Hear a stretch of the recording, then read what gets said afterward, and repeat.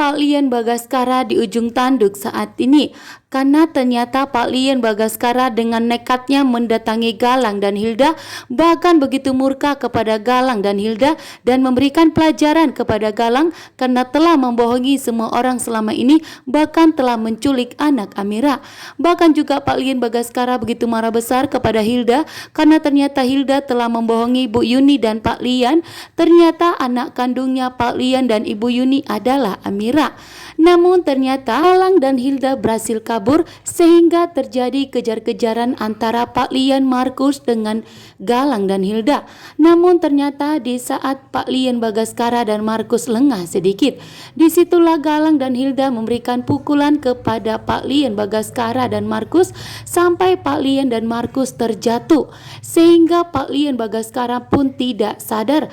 Dan di sini Galang meminta kepada Hilda untuk segera menarik Pak Lian Bagaskara dan Markus untuk membuang mereka ke jurang, sehingga Pak Lian Bagaskara dan Markus pun saat ini nyawa mereka di ujung tanduk karena Galang dan Hilda tidak akan membiarkan Pak Lian Bagaskara dan Markus hidup dan bebas begitu saja, karena ternyata Pak Lian Bagaskara sudah memegang semua rahasia dari Galang, sehingga Pak Lian Bagaskara pun segera membawa dan menyuruh Markus untuk menangkap Galang dan Hilda untuk melaporkan mereka ke kantor polisi agar Galang mendekam di penjara.